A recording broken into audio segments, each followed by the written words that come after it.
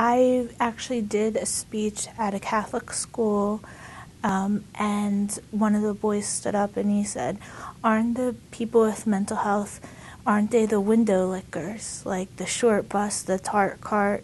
And that's kind of offensive because a lot of people associate mental health with mental retardation because of the word mental.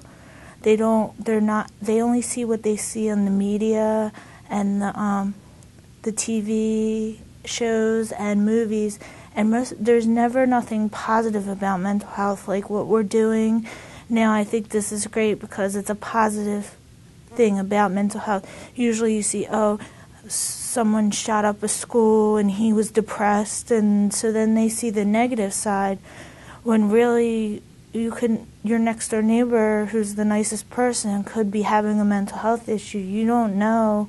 Just like if someone has diabetes or high blood pressure, you don't know. And I've had to deal with people, not just the speeches I do, but just in school. When I was in school and I found out that I had depression, I was scared to tell anybody because before I found out about like what depression was, I always thought there was two kinds of people. There was crazy people and there was normal people, and I wasn't crazy.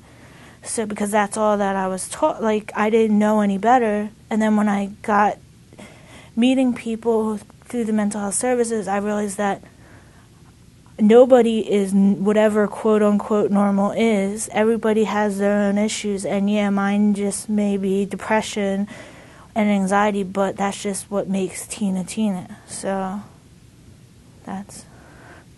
I tell that I had a very low self-esteem when because of the depression and stuff, and I used to worry what other people thought about me. That was a big thing. So if someone said, "Oh, your hair looked bad," that would affect my whole day, even when in reality it shouldn't. But now I tell everybody in my speeches that if someone has time to talk about you out of their day, you must be pretty special, and maybe they want like your autograph or something, because that's a big thing for someone to take time out of their day, regardless what they're talking about you about. So that's helped me with my mental health issue too, because I used to be scared to tell people, but now I'm not ashamed of it. It's part of who I am, and either you like the whole Tina or you don't get to be my friend. Even on like TV shows and stuff, especially bigger people, like plus size people like myself, they don't, on TV shows you don't really see, you always see the skinny girl, and so it's hard to relate to like TV shows, music videos. It's just like girls that aren't even like normal looking girls, so then we have that. But then also, like, for the mental health part, you don't see shows where like there's a girl who's depressed, not just like, oh, depressed, I got a bad grade on my report card, because that's not really depression. Some people be like, oh, I'm depressed, my boyfriend broke up with me. But there's not really shows where you can actually see someone and their journey through depression and their recovery. And I think not just depression, other mental health issues too. I think that would be something that I would watch, and I think that if that was out there, then that would help with people's self-esteem too, because then they would think, okay, I'm not the only one who goes through this, you know what I mean?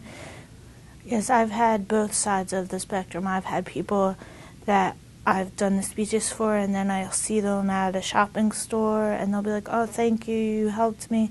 And then I'll also have people who stand up, like I did a speech at the juvenile justice system, and I had a woman tell me that depression was a fake disease, that it's all in my head. So I've had from people really accepting it to people not so receptive, but if one person can get help by it, then it's worth it for me. So I can't change what people think. I can only control what I do and what I think. So if they don't like it, then don't listen. My hopes and dreams are that it is, but sometimes it appears that it's getting better, but then I see things like the negative stuff on TV, and it makes me think, okay, well, we just went so many steps forward, and people are starting to do walks for mental health and be involved, and then they see this, and it's kind of probably scaring some people, like, is this really something I want to support, a cause that I want to support with mental health? Because not everybody sees that you can be a normal person and have a mental health issue. Some people think that you have to be, I hate to use the word crazy, but some people see crazy is associated with mental health. That is, if you have a mental health issue, you must be crazy, you must be in a psychiatric hospital, padded wall kind of thing, when really it's just part of who you are. I think that even with my parents, when they first heard that I had depression, it was kind of like nobody can know that my daughter has depression. So if it wasn't said out loud, then it must not be true. So it's kind of like on the hush-hush.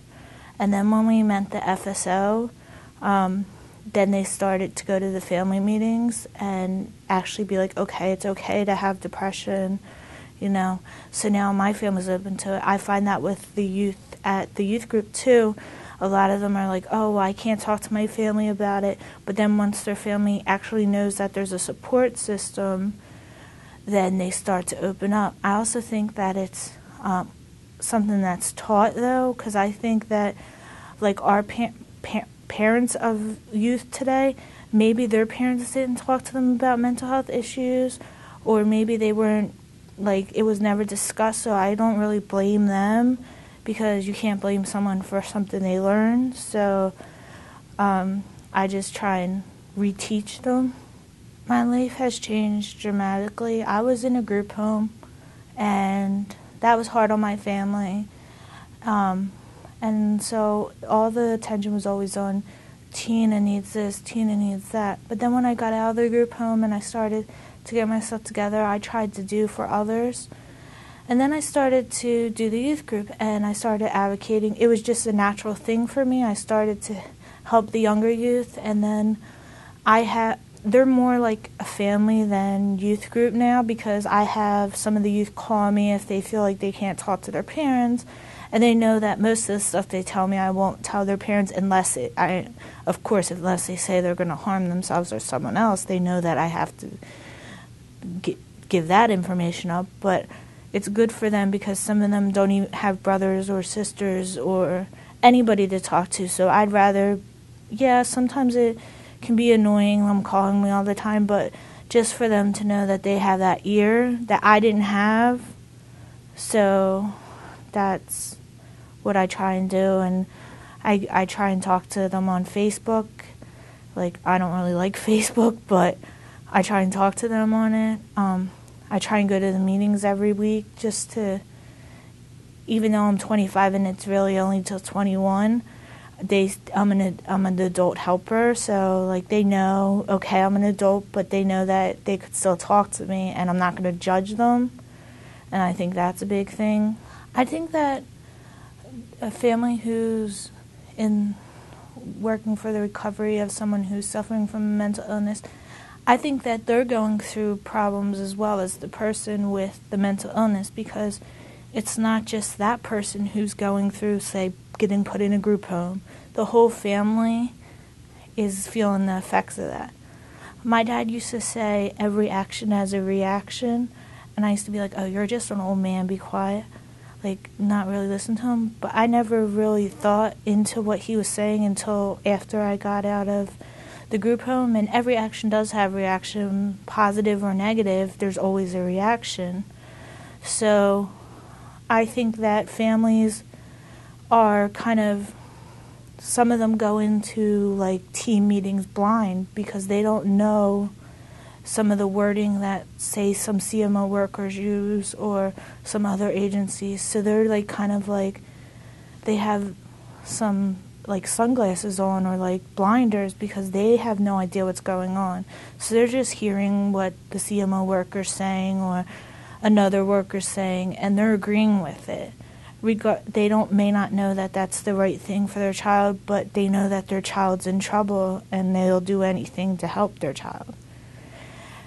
And I found that with my family too. They would just agree with whatever my original CMO worker said, until I got a new CMO worker who actually broke down, okay, well, family therapy I think is a good issue, and individual therapy, different, and she actually broke it down, and I think that was very helpful for my parents. And also I have a younger sister, because they could visually see on paper what we were going to do, why she thought it was going to work.